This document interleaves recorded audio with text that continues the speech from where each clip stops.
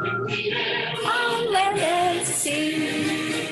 First to fight for right and freedom, and to keep our honor free. We are proud to claim the title, but love is Marie.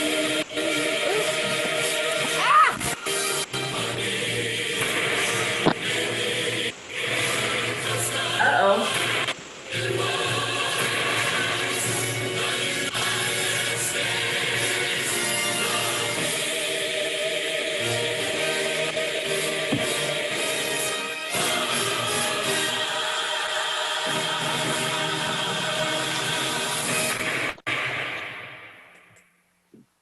Woo!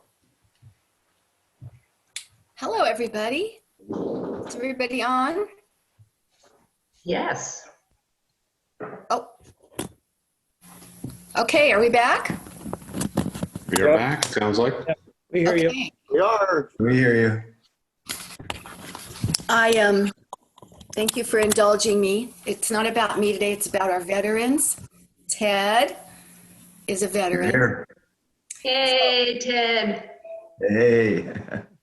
Hey, Diane. I have my list of veterans. I was screen sharing it. See, I'm looking to see who's on here today.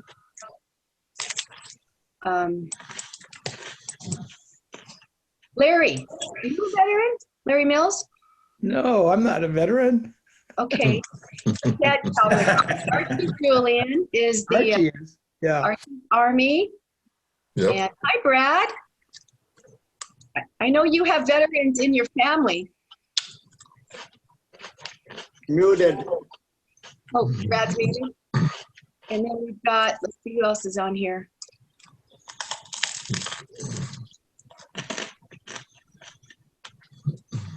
Well, is that Jack Mallinson or Jack Valerga? Jack Valerga. Uh-oh. Hang on 1 second. That was not supposed to happen. It's a deranged. A That's little a Van deranged, Halen. Uh-oh. Someone snuck in. a deranged military salute. I could not do that one. Well, anyway, good morning, everybody. Welcome to our Veterans Day meeting. I will start the meeting. Oh, that's loud. I just wanted to thank all of our veterans who are in the club for your service and for being in Rotary and continuing to serve our community. I wish we could be all celebrating together at the villa. Yeah. But next year, we'll get that back. Anyway, Tom Tevendale, good morning. You are our inspiration today. Yes, and the inspirational quote I have is, to be good is not enough. A person must be good for something, Henry Ford. And I've always liked that quote because a lot of times people just think, I'm a good person, that's great. But what are you doing that's positive for the community or positive for the world? So it's always a quote I've liked. And that is lovely. I think we all go through that in our heads, especially as we're hunkered down in our bunkers these days. What are we good for? That's why we are pursuing our little projects. Thank you, Tom. These are pretty nice bunkers to be hunkered down in. Yeah, we could, it could be a lot worse. I tell myself that every day. Visiting Rotarians, Colleen. You know, I don't see any visiting Rotarians. Do you? But we have our visiting honorary Rotarian. Is that our guest? Is that Mary Roddy? Is it Roddy? Is that correct? It's Roddy. Roddy. She's Okay. not here yet. We expect Mary Roddy in about 7:30. So if someone sees her come in, please let her in. Okay. And obviously Brad is here, but I consider Brad just a homeboy. So sorry, Brad. And that's it, right? Okay. So let's see. I just wanted to share my screen one more time here.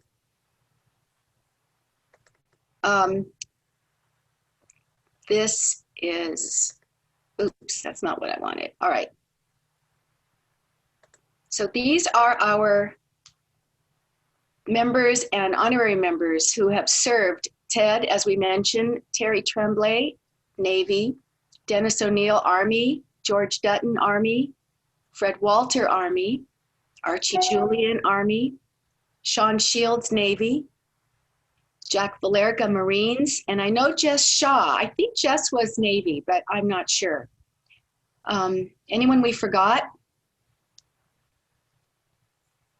Yeah, Okay. Former members Richard Hillman and Herb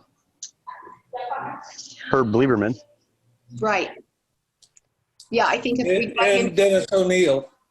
Yeah, Dennis is on here. Army. Oh, yes, I said that. Yeah, sorry.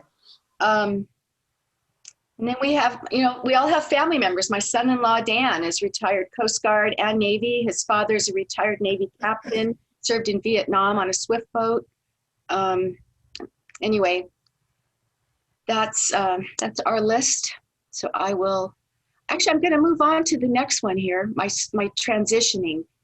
Doug Pyle, are you on? I am on. Okay, we wanted to talk a little bit about the Presence Project. I assume everyone has received Doug's email about the family who we are honoring this Christmas. Doug, do you want to chat about what we were thinking about doing? Well, after last week's meeting, do you have that thing that I sent you for screen sharing? I do. After last week's meeting, I had 2 responses for presence projects, and we're trying to find a way that we can get this assigned so people can take care of things. The thought that came to mind is that we have 6 social groups in the club, each with 5 or 6 in them. It would be my recommendation that we assign each of the groups to one of the 6 family members that we have. And then the group within itself can figure out who's going to do the shopping, who's going to, do the wrapping, who's going to do the delivering. And they could all work together, and that'd be another reason for them to maybe have some sort of a gathering. And I know Nancy, Nancy, you're putting up the names of the groups. So what does the club think of that? Or what do you think, Nancy? I think it's a great idea since we have these groups in place already. So I think the way to handle this, Doug, is if maybe between you and I, we can contact each group and find a person to help coordinate it. And then that will help move it along, because we do want to make sure we get this done by the 12th of December. Is that right? That's correct, yes. And the list, we've done this before. I think everybody has been willing to do things.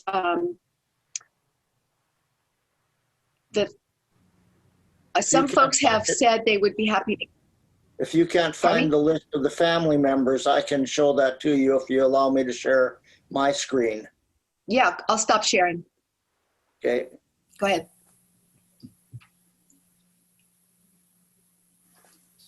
I'm disabled for some reason, but okay, now I'm on. Yeah, I just enabled you. Okay. This is the list of the families here. And We're not seeing it yet. contact them if everybody's a way to do this. And we'll just assign the names of the groups across the top to each of the successive families as we go down the list.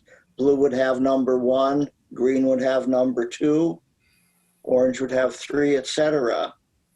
Rather than trying to elicit feedback from one of the members of the group or the whole group, and just make it clear that this is what the group, one of the purposes of our groups.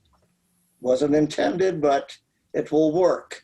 And then within the group, as I said, people can, choose who they want, and then within the group assign people to do this, or maybe one person loves to shop in the group and they could do all the shopping. And the group would then be responsible for, paying for it however they wanted to do that. Sounds good to me. I'm seeing people are agreeing. And last week, Lance, I think I emailed you yesterday to see if you could help me pull the names off the chat box from last week's meeting. I went on, but I couldn't find it. And I know a lot of people had signed up for various things. Yeah, unfortunately, I've already deleted that because the recording folders are gigantic, so I don't have that on my computer anymore. Okay. Well, if we can, I'm sure our members will step up. So, okay, well, we'll move forward with that, Doug. You and I can put our heads together and make some phone calls. Diane just offered to, I think you're the blue group, Diane. And then we'll get in touch with everyone else and get this going. So thank you, everybody. Okay, I'm done with screen sharing. Okay, anything else on that, Doug?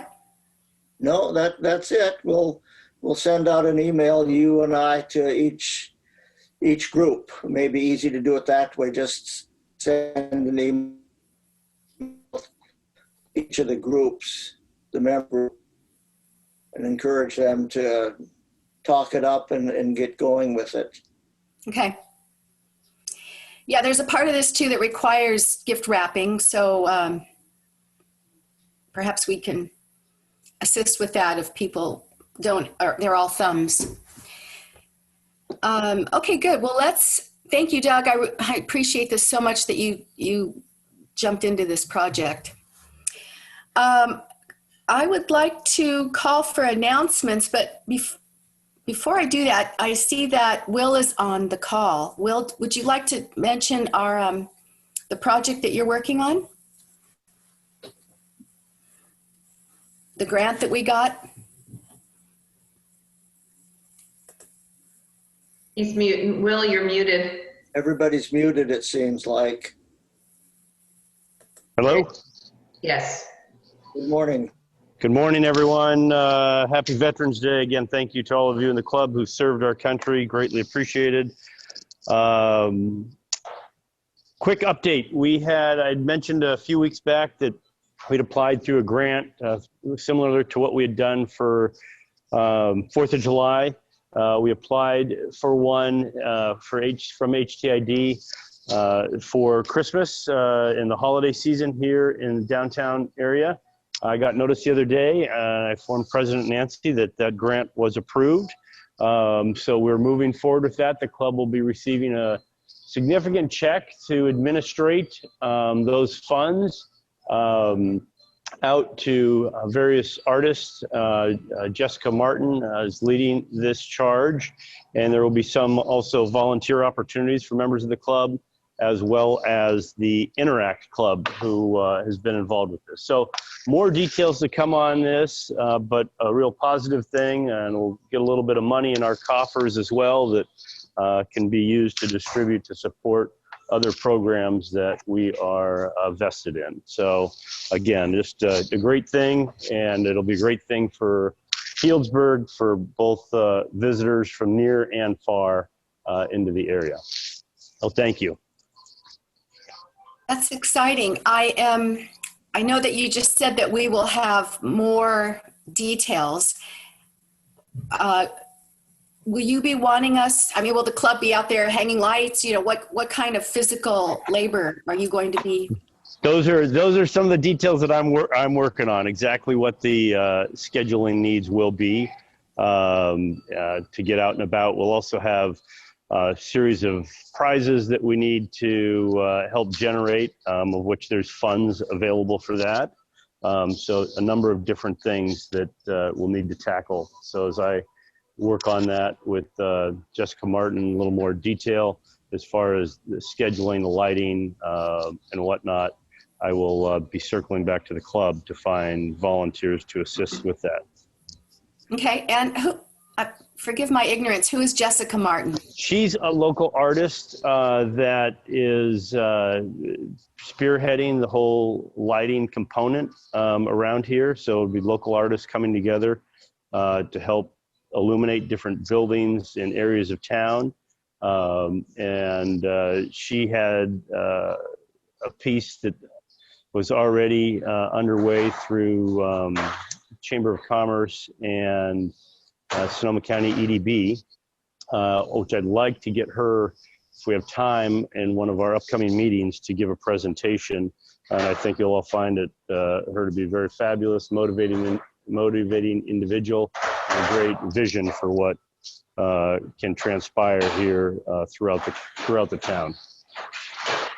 Sounds wonderful. I feel honored that we are being brought into this project at this time. So great community project, great way to show Rotary here locally.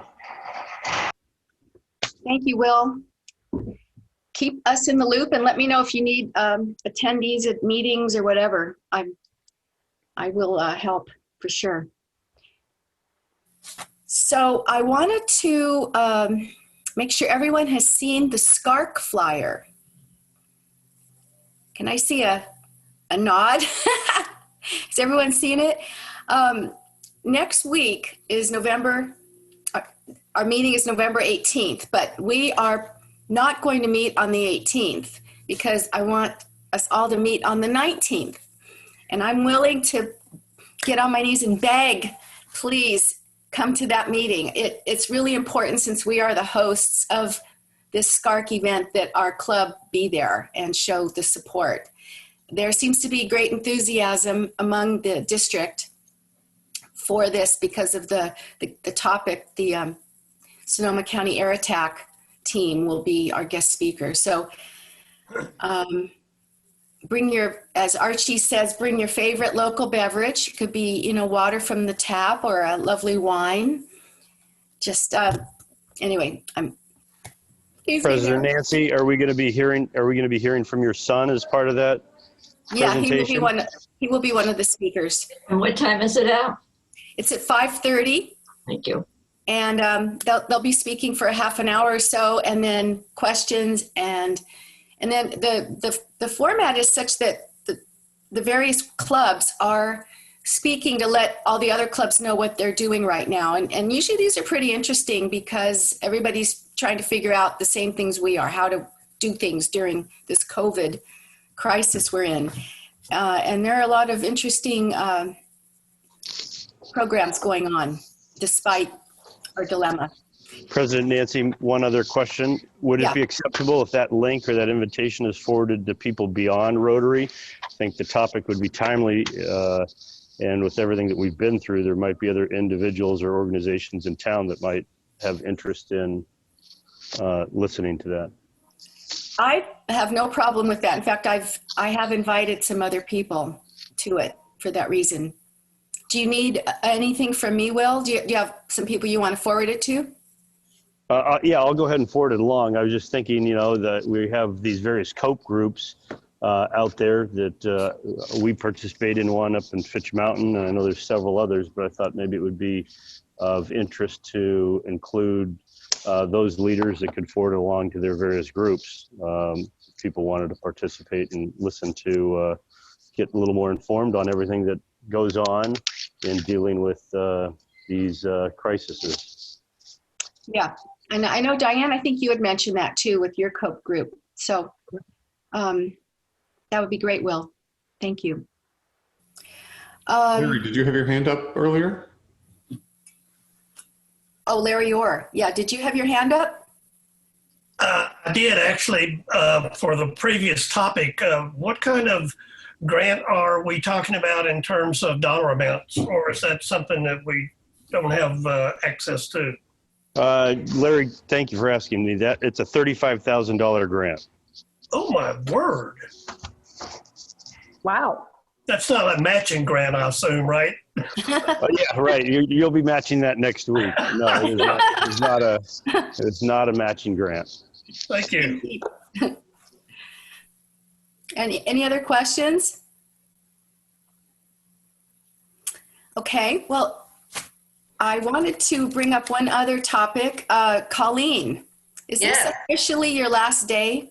It is. So I'm still in denial.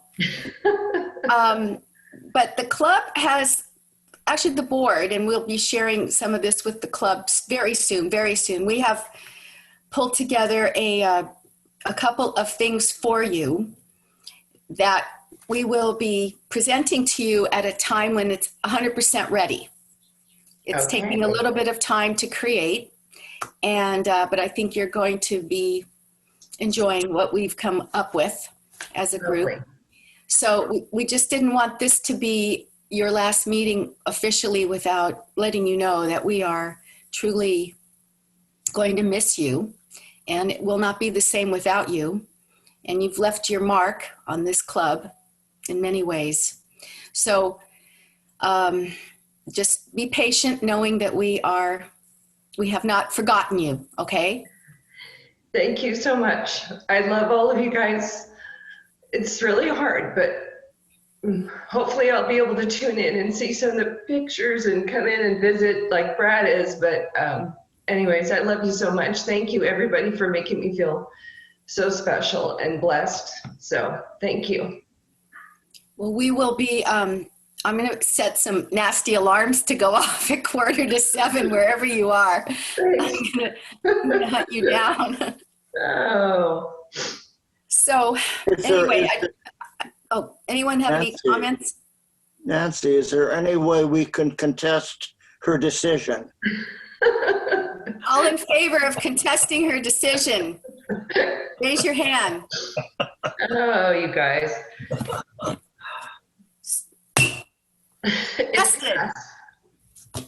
Okay, I'll go. You may not concede. I go with what the community asks for. I'll have to sign in for Gig Harbor. Hey, it's now not a problem, right? Right, exactly. See, Brad's in Tennessee. I know. I'm just up the road in Seattle, so it works here. Oh, yay. Nice. All right, well, we will bring you back for our presentation, so stay tuned. Thank you. And before I go to recognitions, I see George Dutton. Good morning, George. I don't know if you were here, but we have honored your service as a veteran this morning. So we just wanted to make sure you know how much we appreciate your service to our country and our community. Thank you. Colleen, do you have any recognitions this morning? I do. Actually, somebody has a birthday tomorrow. Somebody who, let's see, how can I describe this person? He is one of the loveliest human beings that I have had the privilege of serving for on his board. And his first name and his last name have the same initial. Okay, that's enough. Kind of like mine. Yay!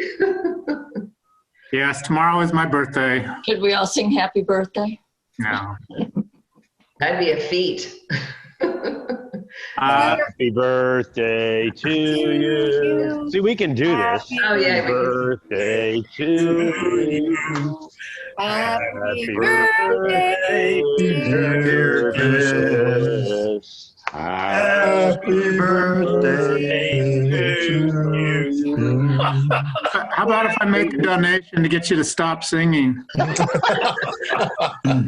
like my husband.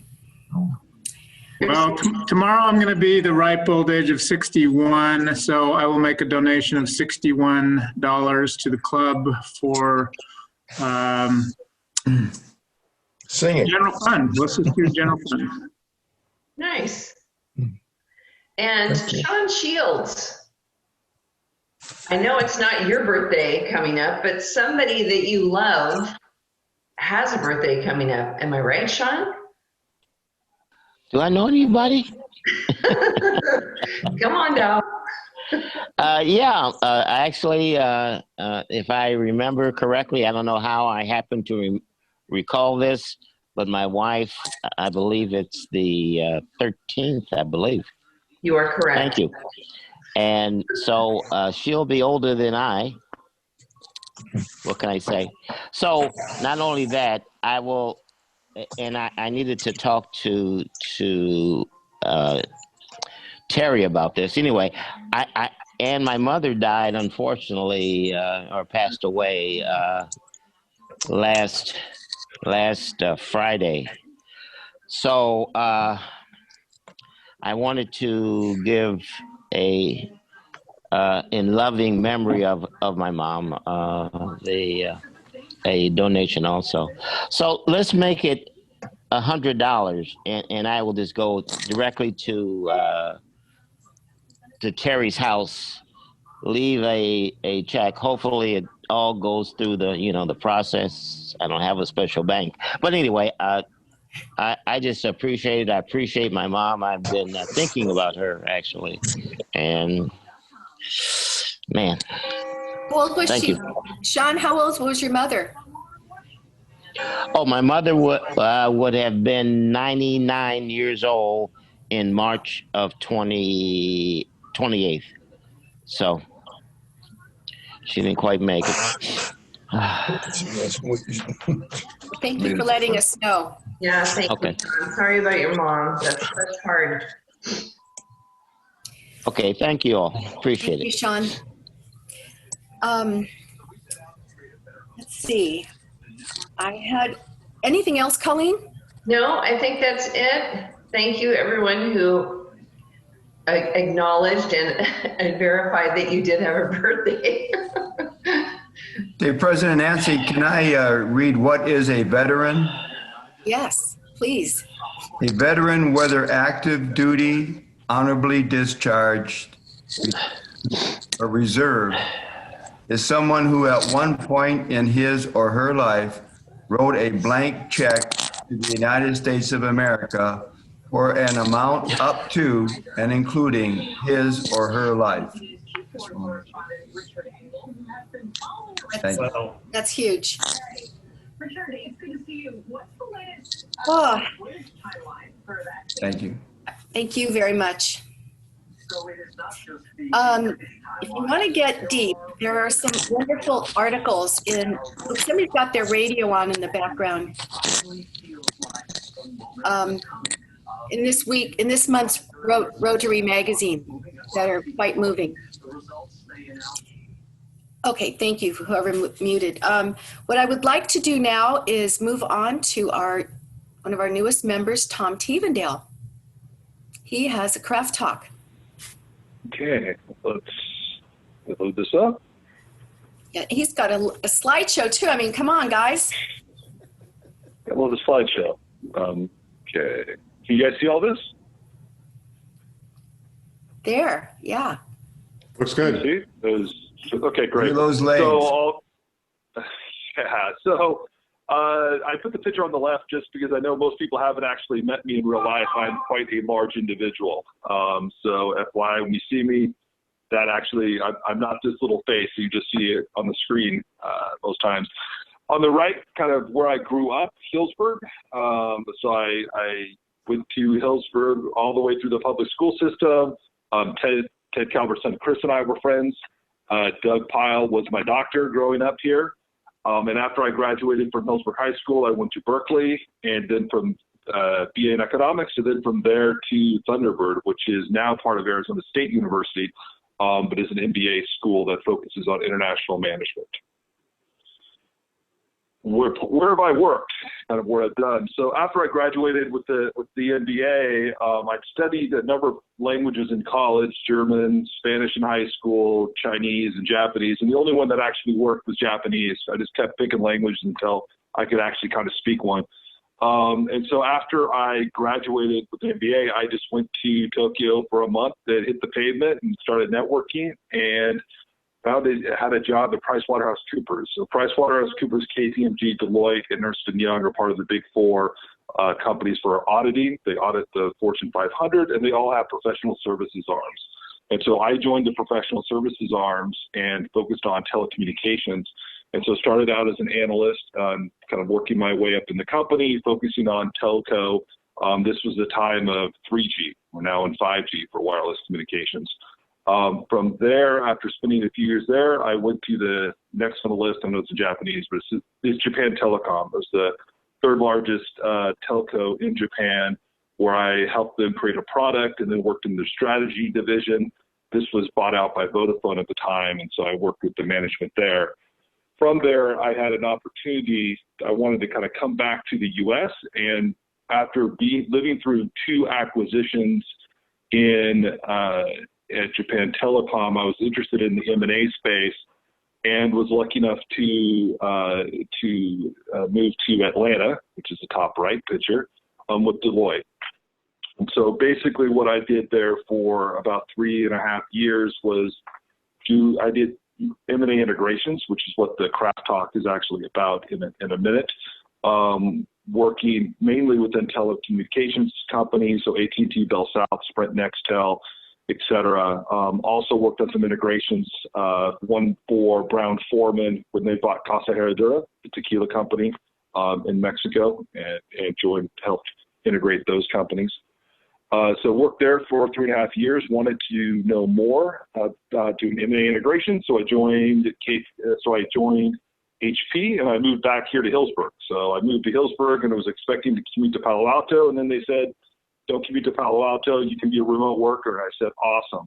So lived in Healdsburg for 5 years then, had an opportunity to go to Tokyo to run the M&A PMI space at KPMG, did that for 5 years, and now I'm back at Healdsburg working remotely for Samsung Next. We are part of the Samsung family, and basically we look into software and services plays for the company. So that's all very short, condensed timeline, which leads to the question, okay, so what do I do? So basically, I work on the post-merger integration, some divestitures. What that means is I lead cross-functional teams. So I'm a program manager, right? So we lead IT, HR, sales, R&D through due diligence. So once we've decided on, or the client has decided on a company to buy, we investigate how the company works. We set up how were we actually going to integrate it. And then from close, we run the integration. And what it means is we try to combine, we try to merge what the strategic rationale is for the company. So what are we trying to achieve with the financial model and the operational target. So in essence are we going to get the strategic value out of the company, the financial value out of the company, and are we going to operate it to actually achieve those goals? So that sounds like a sales pitch. So let's get more tactical. Okay, Tom, so look, what do you actually do, right? This is the question that comes up again. This is kind of not a case study, but it's kind of a thought study, if you will, for the group. Let's say, as an example, you worked at a company, XYZ Corp, ABC Corp, whatever, and your company just bought a hospital in Healdsburg, okay? You're the integration manager. What would some of the things that you would do as the integration manager? And these would be things that I would do as part of my job. And the first is to understand the strategy and the deal thesis and the deal documents. So first you have to read the documents. What's been agreed to? What have the lawyers and your M&A deal team, your strategy team agreed with the seller? Is this a cost synergy play? Are we looking to save costs by acquiring this company? Are we looking for revenue? Is geographic expansion? What has been agreed to in the document? Then once you understand that and what the strategic rationale is, you can look at this simply, this is more complicated, but basically from a people, process, technology, real estate, and compliance perspective. So from the people perspective, how does the current hospital operate? What is their organizational structure? What is the level of authority of their team members? Is that going to change when you acquire them? Are you going to make sure that they follow your structures? Don't know. What's the capabilities of the staff that are there? Do those capabilities align with the strategic rationale of the deal? Are you looking to add, whether it's new medical specialties, that'll be done there. New clinics, don't know. What's the incentive structure? The incentive structure for the people that work there. Are you going to align it to your incentive structure? What are the flight risks? What kind of retention plans you have to put in place?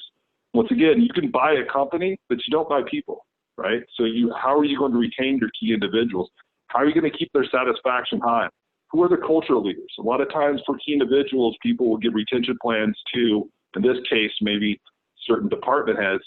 But I've seen cases where, you know, the receptionist has been a key employee because that's who everyone respects at the company. And that cultural person can sink a deal. Second, you look at the processes. What processes are used at the hospital? How is it different than what the buyer standard? Do we need to align those processes? Can they remain as is? So this can be very high level for a process to do a procedure in this case. It can be very tactical. But do we need to align those processes so that if somebody moves from one of our hospitals in City A and they join Healdsburg, they'll know what the standard processes are, or do they need to relearn everything? And then finally, technology. How is it utilized? What do we need to integrate? Do we integrate the patient records, billing, compliance? What can remain standalone? Real estate, what real estate would exist as part of the deal? What are the environmental, health, and safety kind of considerations with this deal? There's things that they haven't disclosed. Got to find that out. And finally, compliance. Compliance depends on the deal, but it can be quite large. So does the current hospital comply with all local and national laws as the buyer defines them? You'll find that companies typically do comply, but their version of compliance can be different from what the buyer has in mind. So it can be more aggressive, and the buyer can be much more conservative given their larger organization. So you have to look into those things as well.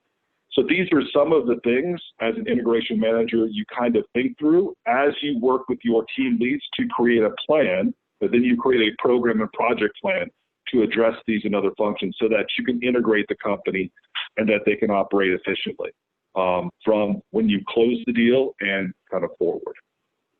I know this is a lot of information in a short amount of time. Was this helpful? Was this interesting? Or was this, I still don't know. So Tom, what do you do?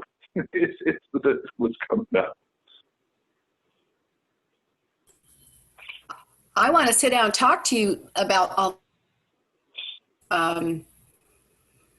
You know, I'm a accounting nerd and structural. This is really exciting. Did you help merge the hospital, or were you just using that as an example? No.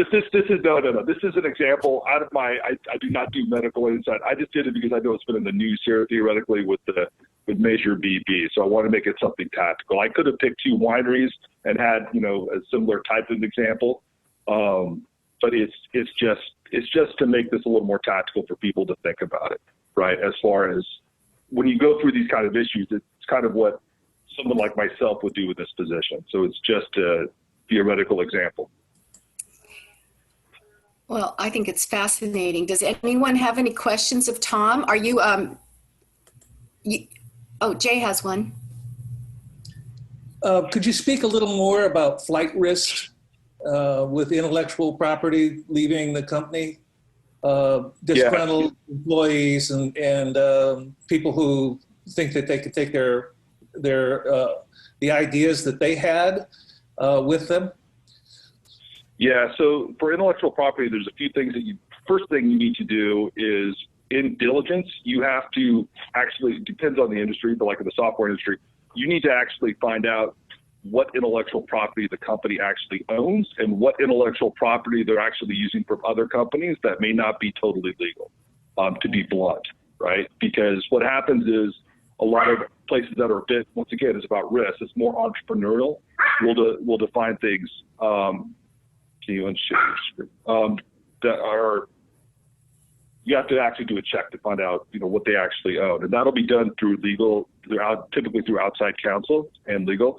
As far as people taking intellectual property after they leave and disgruntled employees, that's typically handled as is typically handled with any kind of company after the actual, if you find out that they've left with intellectual property, you prosecute as you normally would. We don't typically put in a separate kind of like a tech solution, if that's the question. Thank you. Yeah, I have a question, Tom. Pacific Lumber Company was taken over by a fellow from New York, Max something or another, but seemed to really was a bad deal for the Pacific Lumber Company and the forest industry. I don't know if you know anything about it or any exposure, but he took it over and clear cut, et cetera, and depleted all their assets in essence because he had so much debt. So how do you handle companies that have so much debt? Yeah, so this gets into kind of the bad kind of side of kind of M&A, where what a lot of people think, right? When I initially got involved in this area, my cousins were telling me, Tom, we saw Up in the Air, the George Clooney movie. We know what you do. You fly around the country and fire people. I'm like, no, that's not what I do. So I don't know about this deal specifically. There are those are the cost synergy deals, and this guy sounds like he's levered up, so he did what he did, which is unfortunate. Most of the deals that I've worked on through my career, they've all been revenue synergy plays, especially in the software and services industry. And what that means, revenue synergy plays, is we're not focused on the cost of the deal. We're focused on the product and expanding the market size of the product. So I very rarely had to worry about any of those types of things. And especially when you work with the companies, the larger companies we work with, these deals, they're not levered. The leverage that they have on the deals, they're not great. Most of them are just paid with their cash on hand. Most of the actual acquisitions that happen are for smaller companies under $1 billion that these larger companies put together, especially in Silicon Valley. And so they're not financed in that same way as this guy apparently was. I don't know anything about him specifically. Oh, thank you. Tom, I've seen a couple of instances where the company was bought out and key players were told they were making too much money and were going to have their salaries cut, sometimes in half. And I think that's what you're talking about, having somebody to leave that was important. Several of the times the guy left and the company ended up going out of business. However, a new company took its place. Yeah, so what typically happens, especially in, like I say, on the revenue side of deals, is you'll try to you try to, like, what they call handcuff people. With that, they'll give them a retention package, which is the simplest way to do it. And it could be like a year's salary, 2-year salary. What I found to be more effective than just paying people money, you can always pay people money, but they need to buy into the vision of why the company's being acquired and why it's good for them and or their employees. And so if it's, they really hate, they want, a lot of smaller companies especially, if they want to be sold out and they're successful, it's because they want scale. They want to sell their product in 50 countries overnight, which they can't do. And if they buy into that vision, those individuals are more likely to stay, as opposed to another, I'll pay you an extra year's salary if you're here for another year.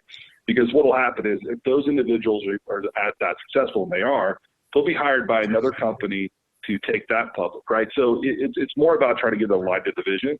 But yes, the key employees do have to be compensated. And in this example that I was just giving, theoretical examples, doctors are very valuable people, right? And so you would need to do something to at least get them bought into what the vision of the new hospital is going to be, how their lives are going to get better, how the patient lives are going to get better, or they will be for other opportunities, because there's so many out there, right? And they're not commodities. So you have to address that. And it's expensive. Hiring new people and replacing them is expensive. You have to pay recruiters, you have to pay sign-on bonuses, there's that aspect of this too. Well, thank you, Tom. It sounds like we would enjoy our ability to sit down and talk with you at greater length. There are a lot of questions around your career. Anytime. Thank you. I would like to now turn this over to Diane, who is going to introduce her sister, our guest speaker, Mary. Hi, good morning. I am pulling up her bio. And first off, it's not in her bio, but Mary was also with PricewaterhouseCoopers from 1982 to 1986. So it is my pleasure to introduce my sister, Mary Roddy. She grew up in San Rafael. She earned a bachelor's degree in liberal studies from the University of California at Riverside in 1982 and a master's in professional accounting from the University of Texas in 1984. She earned her certificate of genealogy and family history at the University of Washington in 2005. She was credentialed by the Board of Certification of Genealogists in 2019, which is obviously very prestigious because she tells me that there are less certified genealogists than there are level 1 master psalms. So that means something to me. Mary became interested in genealogy in 2000 in anticipation of a sabbatical in Ireland, where her husband was a Fulbright scholar at the University of Limerick. She was sure she was going to complete all of her Irish genealogy while her husband taught at UL and her children attended the Moline School. 20 years later, the genealogy still is a work in progress, but the trip to Ireland awakened something deep in her Celtic bloodlines, the Irish tradition of Sanachi, the storyteller and historian of Lord Sanki. Thank you, Mary. Historians of yore.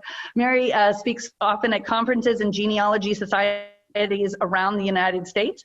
She's written articles for the National Genealogical Society Quarterly, the NGS Magazine, Internet Genealogy, Family Chronicle Magazine, and several other publications. And she serves as a treasurer of the Association of Professional Genealogists. I know that she also does other charity work in the Seattle area. And actually, if we have a little time left over, we'll have Mary talk to us about, is that your Christmas quilt or your other, do you have your other quilt with you? Mary's That's my pandemic house quilt. Okay. Super great. So Mary Roddy, take it away. Okay, thank you, everybody. I'm going to trying to share my screen. But let's see.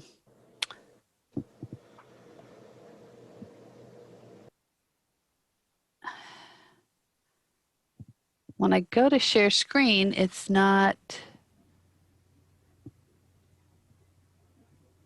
giving, it's like it's sharing somebody else's screen. What does it look like that you can see on the screen? For basic, I can see the screen with everybody on it, a whiteboard, and an iPhone, iPad. I don't have any of those connected to mine. Huh. And then advanced, a portion of screen. There you go. You're in. Okay. But that looks like it's not all of it. So let me go back, stop share, and sorry, I'll try files. If you're using a PowerPoint or some PDF reader, usually that application name will be one of your options. And you can I know, and it's not coming up with that. I have not seen this view before, and I'm sorry. This is normal for the Sunrise Club, so you're in good company, Mary, so don't worry. Okay, well, if I do that, do you see a screen with a B17? Yeah. Yes. Okay. I don't know what that green box is all about, but okay. All right. So what I want to tell you is a story about some World War II heroes, since it's Veterans Day. And I'm going to tell you the story of these men, and then bits and pieces I'll weave in about how I discovered their story. And hopefully what I really want to do is inspire you guys to document military stories.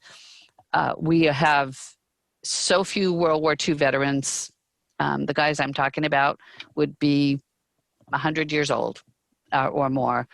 Most of those are not gone. We still have some Korean veterans. We have some Vietnam veterans, Iraq War veterans. Please document their stories. Talk with them, talk with their spouses if you can't get to them.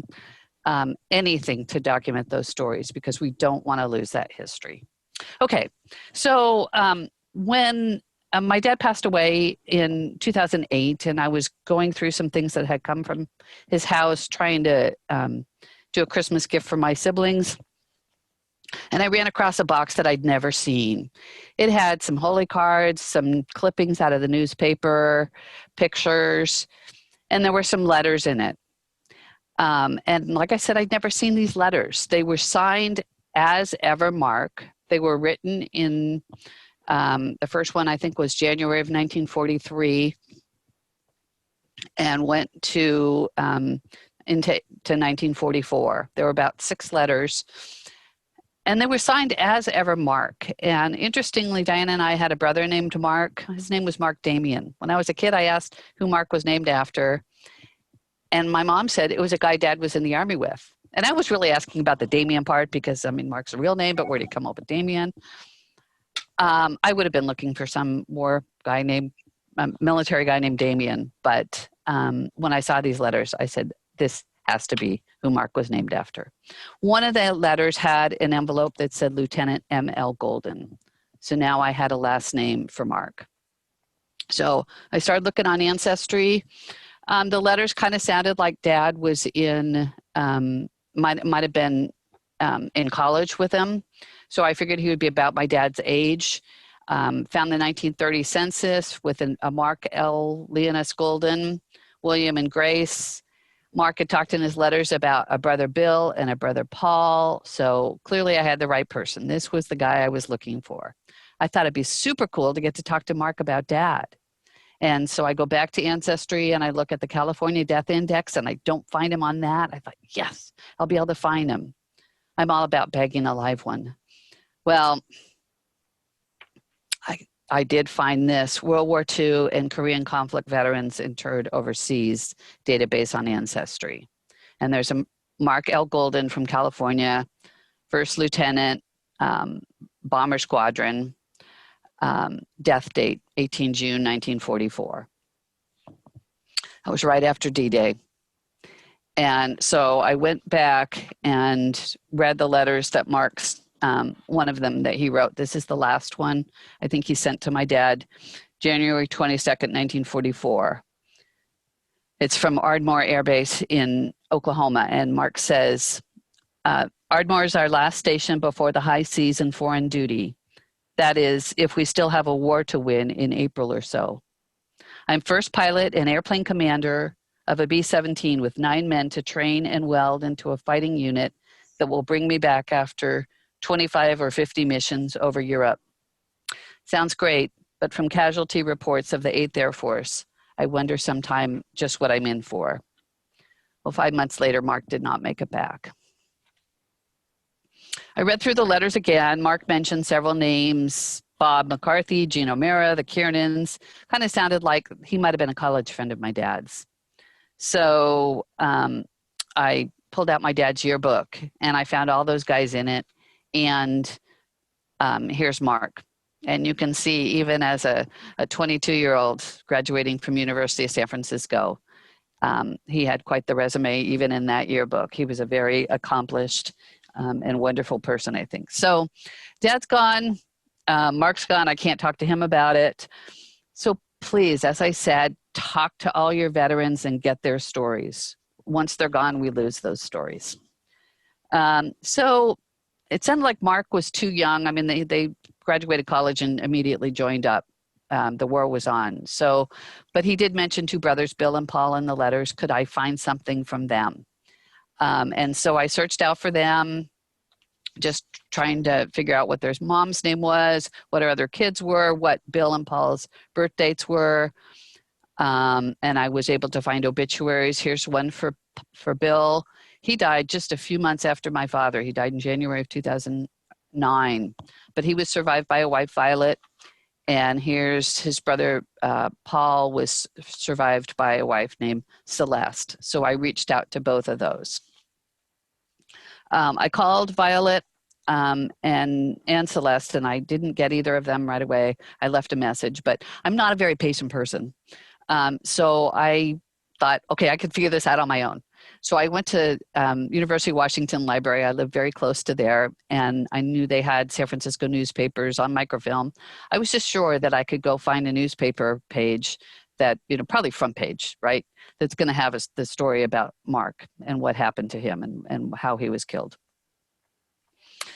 And I don't know what I thought I was going to find, but I got to those newspaper pages, and I mean, it was just solid. The first section of the San Francisco Chronicle was nothing but solid war news. And there were casualty lists, but I couldn't find anything about Mark. I looked for 6 weeks around that date and just could not find anything. So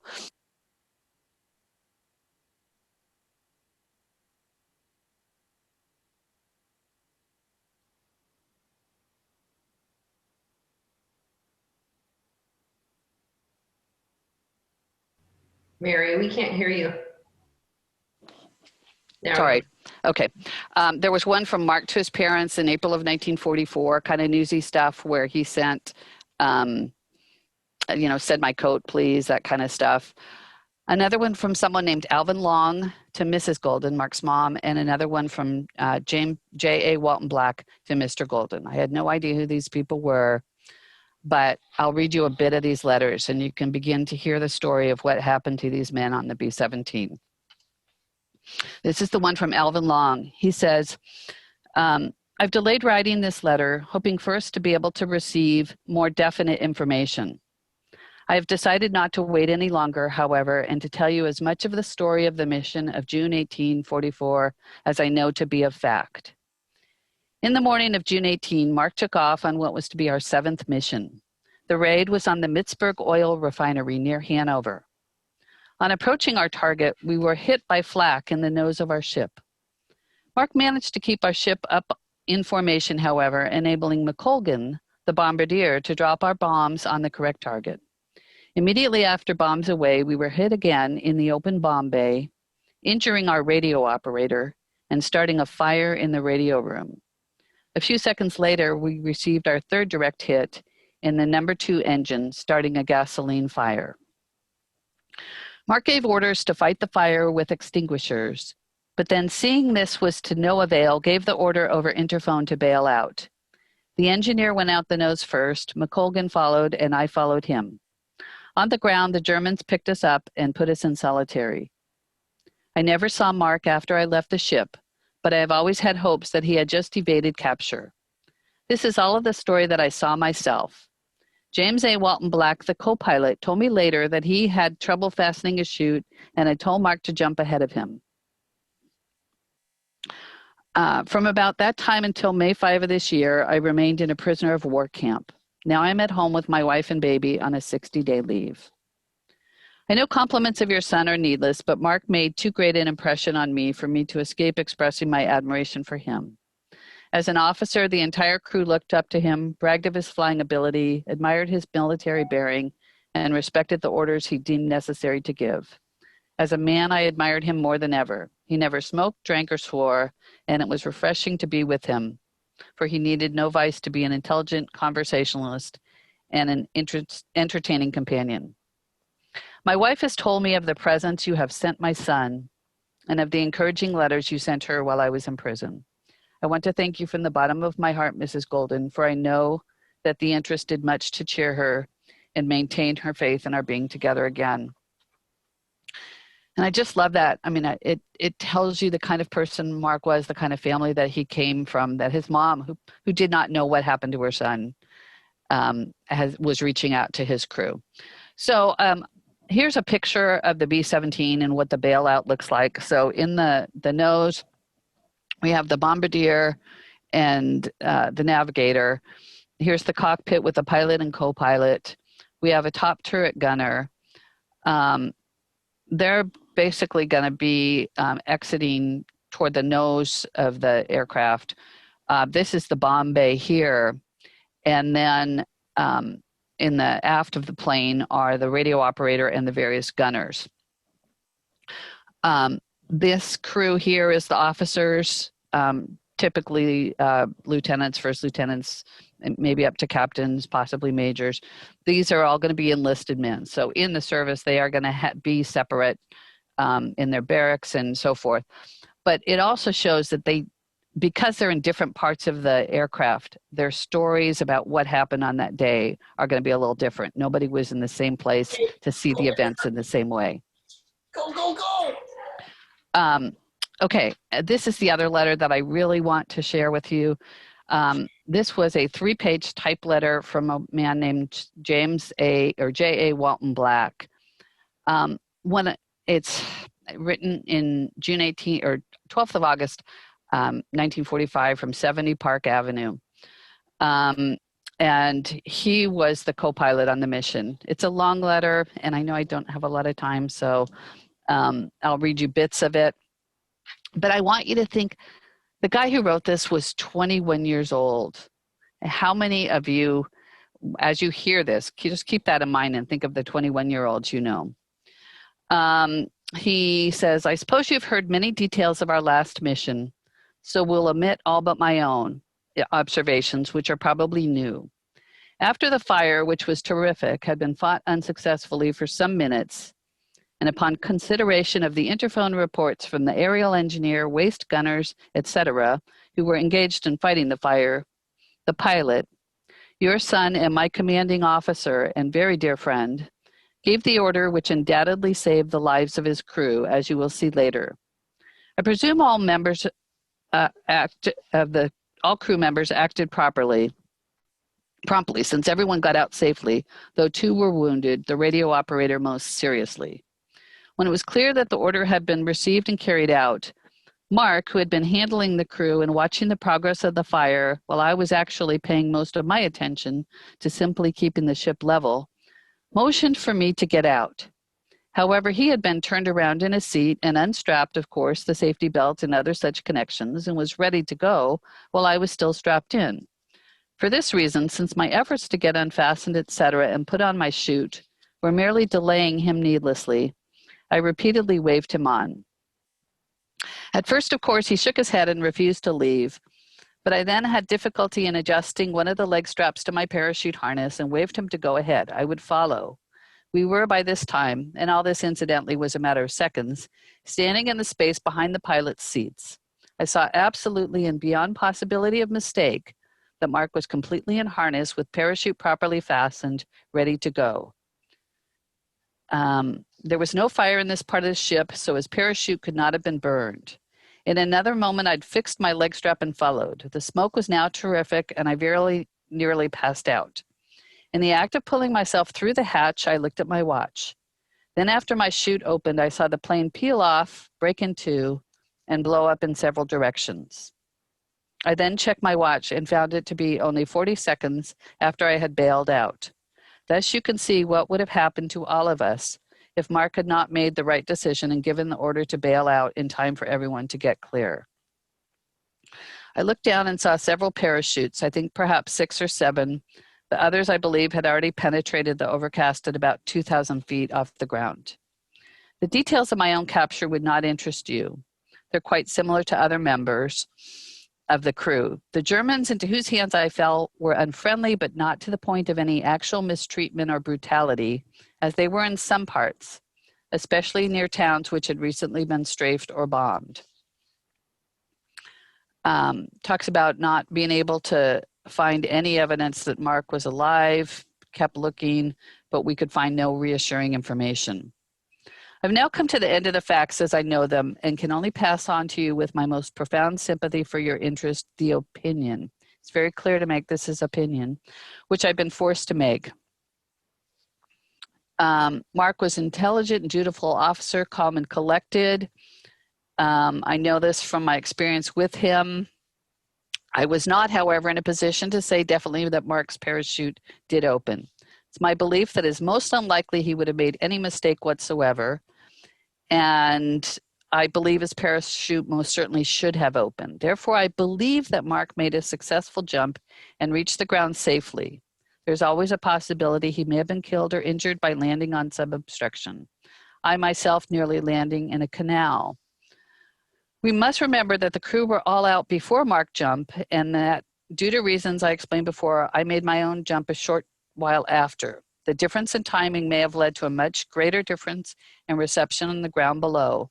If a town in Germany had recently been bombed or strafed by fighter planes, the reception accorded to Allied flyers was anything but chivalrous. In my case, the town Lundy, near which I landed, had never suffered an attack. My reception was unfriendly, but not actively hostile. We have had instances, however, of active brutality being practiced on Allied flyers, especially near towns which had recently been under attack.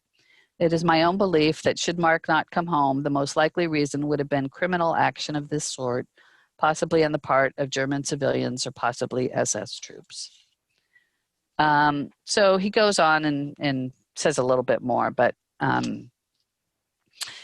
so he doesn't really know. They've not heard what happened to Mark. So nobody knows. But I thought, well, I'll see what else I can find from the rest of the crew. So I found another database that is a World War II prisoners of war, because it sounded like they had been in POW camps. And so he talked about Alvin Long, or Alvin Long had written a letter. So I found Alvin Long, same date of death, or date as Mark's date of death, in the European theater. I put that data in to search other people on that date, and I got 1,153. Unfortunately, Ancestry gives you everything that happened on the 18th of any month in 1944, plus everything that happened in June. So, I have to go through these names and try and sort out the June 18th ones. I don't have much of a life, so yeah, I spend a lot of time doing that kind of stuff. And I was able to come up with about 53 on that day. And so I'm trying to narrow it down, researching all these guys. Alvin Long got a law degree after he came back from the war. But one of the things that I hit when I put the name McColgan in was this accidentreport.com. And they had a report that I could get, and it was going to cost me, $30-some. But I didn't know what it would have in it at all. Is it going to be worth my money? So I ended up finding there's a website called Fold3 that you can get a whole year subscription for about $50. And I thought, well, I'll do that instead. And I got that report using that number, and it gave me a crew list. There we have the pilot, Mark L. Golden, co-pilot, James A. Walton Black, navigator, Alvin Long. There's the bombardier, James McColgan, the radio operator, John J. Kaufman, the top turret gunner, Homer S. Howes, ball turret gunner, Frederick Slater, tail gunner, Raymond Gaswint, left waist gunner, Rudolph G. Giannoni, and the right waist gunner, Guido Valentine. And I want to honor all those men today. The report also had next of kin lists for reporting purposes, so I was able to figure out where all these guys had come from. There were interrogation reports of the former POWs, and what they had to say about the stories. This one is one on Raymond Gaswint. And what the Germans said about him. This is a statement on capture of recovery of members of enemy air forces. This is what the Germans reported on them. That he was insolent behavior and spoke some German. Okay, so what has become of all these men? Raymond Gaswint died in 2007. Alvin Long in 2001. Guido Valentine in 1997, James McColgan in 91, James Walton Black, he's the one that wrote that wonderful letter in 1975, Homer Howes in 1969, John Kaufman in 1963, he was the first one to die after the war. He was the radio operator. And Mark Golden, of course, in 1944. Well, Mark had talked about himself in a crew of 9. This is only 8 names here. I've got 2 more to come with, and that's where my greatest success came, was speaking to the 2 who are still alive. And so I found Fred Slater, the ball turret gunner, and I reached out to him. I called one evening, and his wife said he'd already gone to bed. I explained what I was looking for, and she goes, "Oh, he won't talk about that. He doesn't talk about the war." But he did tell me a number of stories. When I called him the next day, the first thing he wanted to know was what happened to Kaufman. He was the radio operator. And Fred told me he had not originally been the ball turret gunner, but there was somebody else in the position. And it's a very small space, about the size of a video arcade game. And the other guy was too big to fit in it and would have had to leave the crew, and asked Fred if he would switch with them. And they'd become like a family, and Fred was happy to switch. I asked, would you pick a ball turret gunner like you pick a jockey, the little wiry guy? And he says, yeah, exactly. So he told me on the day of the mission, he climbed out of the ball turret and saw Kaufman, the radio operator, lying on the floor of the radio room in a pool of blood with flames over his head. And he pulled him out, dragged him out of there, got his parachute on him, and got him out of the plane. And then Rudy, he lived in Fresno or outside of Fresno, and I reached out to him, and he spoke at all sorts of organizations, used to go to schools, tell his story. He has a book coming out later this year. I found a TV interview with him. One of the things that he said, he sent me his probably 20 pages that he wrote of Rudy Giannone and the German Black Death March. We're on a bombing mission to Misburg, Germany, which is an oil refinery near Hanover. The flak from the 88 mil on the ground was very thick, and our group was flying at around 20,000 feet, but we had to go through the flak. Shells are bursting all around us. One burst on my side of the airplane, and some shrapnel hit me around my left eye. Glad I had my goggles on. Another shell hit us in the left wing at the #1 engine, setting it on fire. We had just dropped our bombs as we got hit. The bomb bay doors were still open. I rushed to see the damage and if the fire could be put out. The top turret engineer met me inside at the wing, but there was nothing we could do. We notified the pilot, and he said over the intercom for everyone to bail out. We all bailed out, 9 of us, except the pilot, who was killed. As I was floating down in my parachute, I saw the plane explode. So my thought is that he waited for everyone to get out before he would go, but he never made it. So that's what I was saying about the distance in the plane. Rudy was in the aft, did not know what happened. Rudy talks about his experience in the POW camp, and they were on that horrible march through Germany in that cold winter of 1945. A lot of people lost, had frostbite issues and other things. There's a picture of Rudy back in the day, and here's a more recent picture of Rudy. He passed away in 2015, and I was very fortunate. My daughter graduated from Loyola Marymount in 2014, and so when I drove down, I arranged to have lunch with Rudy so I could actually get to meet him in person. That was really wonderful for me. Okay, so I had letterhead from Mark. You can research all those air bases. Just Google everything that you can find. Ardmore, I found a yearbook. They were in the 447th Bomb Group Association. There are all sorts of materials from crews in that bomb group, and a lot of their kids have put stuff up. Here's a diary that somebody kept, dated June 18th, 1944, this entry, and talks about their missions for the day, and said, lost Golden, Waldron Black, Long, and McColgan out of our barracks today. So this is somebody who wrote, who lived in the same barracks as my crew. I don't have time to read you this mission timeline, but it is just a wonderful thing about just what a 24 hours in a bomber crew's life is like. There's a picture of guys getting their briefing. I wrote an article for Family Chronicle, and you can find that. I'll give you a link to that at the end of the talk. But I gave a talk on this one time, and somebody says, I can see there is a report you don't have. It's called an Individual Deceased Personnel File, or an IDPF. And so I used the Freedom of Information Act and got that. It was probably about 75 pages, and it was mostly correspondence between, or a lot of correspondence and paperwork with the Army about Mark's person and his effects. He was originally buried in an isolated grave and it had coordinates in it, which I did not know what they meant. But then he was disinterred and moved to the cemetery in Margraten, Holland, a U.S. military cemetery.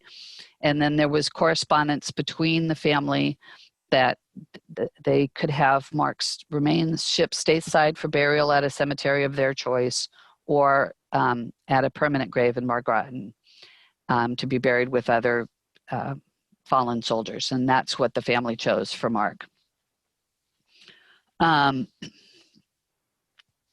They sent the Golden family possessions that had belonged to Mark, a box of things.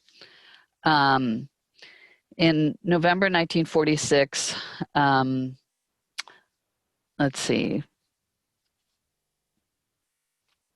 they sent money, they sent possessions, some of Mark's things to him.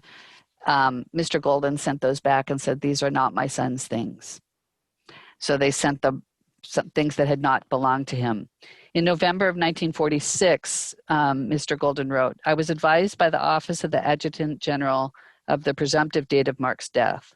A few weeks thereafter, I was advised a report had been received that he was killed in action on June 18th, 1944. Immediately, I wrote the Adjutant General's office for any data it might have as a basis for this report. Office replied it had none. As no effects of any kind from the person of my son has been received by his family, will you kindly advise any particulars of his identification that you might have? I mean, the family obviously doesn't want to believe it.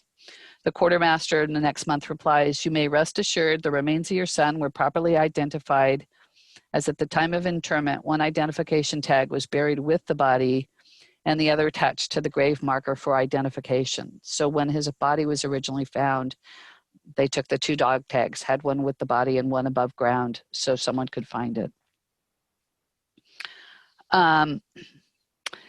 So they opted to have the remains buried in Margroton. In April of 1948, there was a disinterment directive where they removed the remains from the temporary grave to a permanent condition of remains: crushed skull, fractured mandible, and all major bones.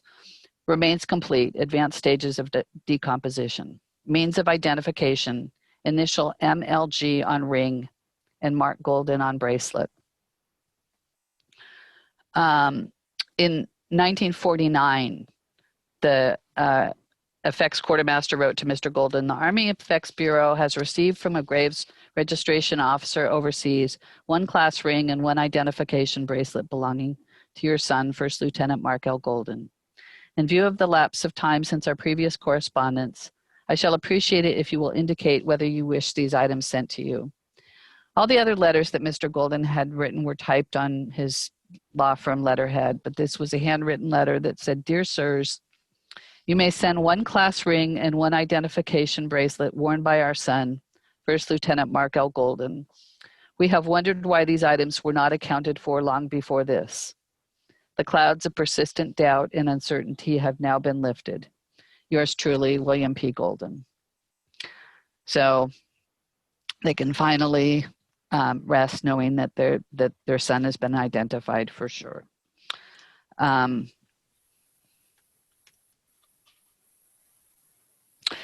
So I've given this talk many times. I did it as a webinar, and somebody listened to it and said, I was fascinated by the webinar. My husband listened too, and he said, I think we could figure out those map coordinates. So they figured out what map set to use, and I looked at the coordinates, and I was able to decode them and find that is where, which map to use, and so forth. And there is where Mark was originally buried, in this little teeny tiny town called Ullum. That was based on those coordinates. I reached out to a researcher in Germany who, kind of as his hobby, tries to get to the bottom of stories. And I said, I'm trying to figure out what happened to him. I don't know whether he was beaten to death. That would be consistent with the injuries of the crushed skull and the broken bones. So he reached out to people in the town, and there was a guy who was a young teenager when the body was found. And what he said was that they found the body during harvest. So it was June 18th, 1944, whenever the grain was harvested, probably in August or September, about 2 or 2.5 months later. They found a body in the field that had been hidden in the growing grain, and the parachute had not opened. And so that's what happened to Mark. Nobody in the town knew what happened to him. I mean, they came and disinterred the remains and took them away. And the people in the town didn't really know the story, and I was able to share that. But nobody in the crew, and I don't know that his family really had full details of of what had happened. I have no evidence that they ever got that. So I was able to complete that story. And there's the little town of Ullum and the field that he was found in. The guy in Germany talked about they found the body, got a horse cart and brought it into town, and somebody in the town built a coffin, and he was buried in the local cemetery there. I reached out to more crew members. Charlie Kaufman's son told me that he didn't really know his dad. The son was born in the early 1960s. He's about my age, and his dad died in 1963, so he didn't really remember him. But his mother told him the whole time he was growing up what a hero Mark Golden was, because he kept that plane up so they could get a shoot on your dad and get him out of the plane. Charlie said that his dad was treated by the German doctors and nurses, and they were kind to him. They gave him morphine. They were not supposed to waste the morphine on enemy prisoners, but they took good care of him. And after the war, he went back to thank them. This is Ardmore, the yearbook from Ardmore, and you can see there Mark. The other officers, part of the crew, were a different batch at Ardmore, but here is that same batch of enlisted men that were in the aft of the aircraft on that day. And then this is James Walton Black, the man who wrote that letter, the 21-year-old guy.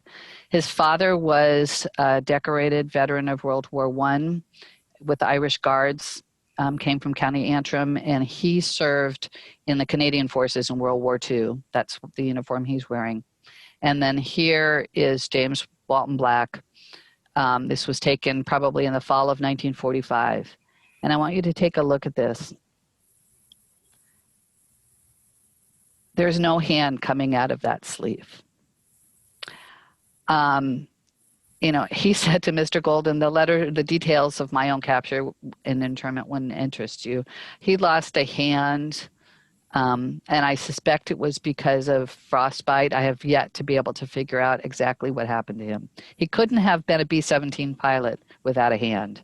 So clearly he lost it as not on the day of the mission, because there would have been in the missing aircrew report, there would have been details on that. So I think it had to happen during his POW internment.